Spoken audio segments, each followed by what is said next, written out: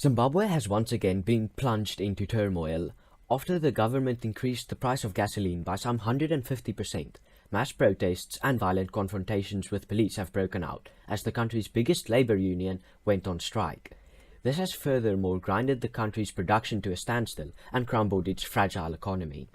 Taken into effect on midnight Sunday 13 January, the 150% gasoline price hike has had disastrous effects.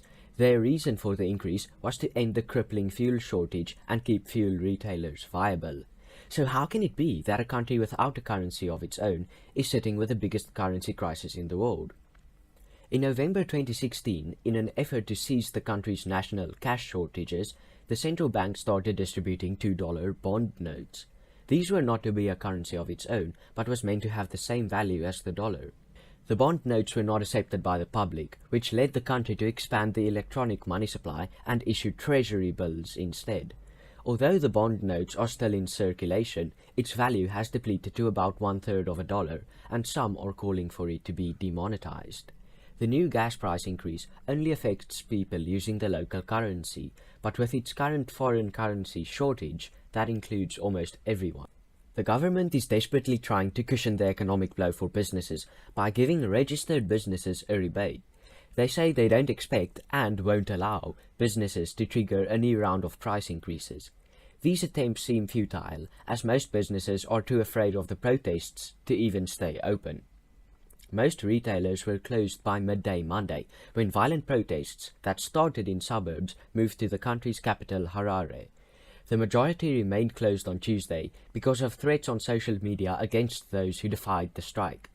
This was all caused by Zimbabwe's biggest labor union body, Zimbabwe Congress of Trade Unions, call for a 3-day strike after the government announced the fuel price increase.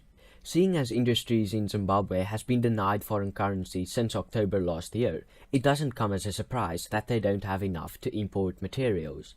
Most companies don't have raw materials that will last them past January. They also don't have enough foreign exchange to pay workers, some who are refusing salaries paid in electronic currency. The government is planning to introduce its own currency in the next 12 months. This will allow them to get a more firm grip on inflation in their country by controlling aspects such as interest rates.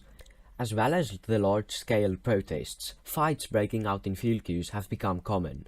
The protests are affecting people of all ages, as children attending school are being asked to go home. Zimbabwe National Chamber of Commerce CEO Christopher Mugaga said that businesses and retailers in particular are losing around $5 million for every day that they are closed. He also says that January would by far be the month with the lowest amount of productive hours. The Confederation of Zimbabwe Industries said in a letter to the industry minister, "The house is burning." The trade union president, Peter Mutsasa, said the stay away has been very effective. He applauds the people for their courage they show by not working. The government's response to counter the protests held with it consequences that scarred the country. When the government ordered internet providers to shutter parts of the web, it plunged homes into darkness by taking away their means of paying electricity bills. Most Zimbabweans use EcoNet Wireless, a mobile phone payment system, to pay their bills. Seeing as most people used prepaid meters to buy either $5 or $1 of electricity at a time, when their means of payment disappeared, their electricity followed suit. EcoNet, Zimbabwe's biggest mobile phone company, declined to comment. In the search for a long-term solution, we can only hope that this time Zimbabwe will learn from its mistakes and not repeat them. This is, after all, not the first time we have seen inflation of this scale run rampant through the streets of Zimbabwe. Thanks for watching this video. If you found it interesting, remember to subscribe, like and share it. If you have any suggestions of topics for me to cover in future episodes, please leave a comment.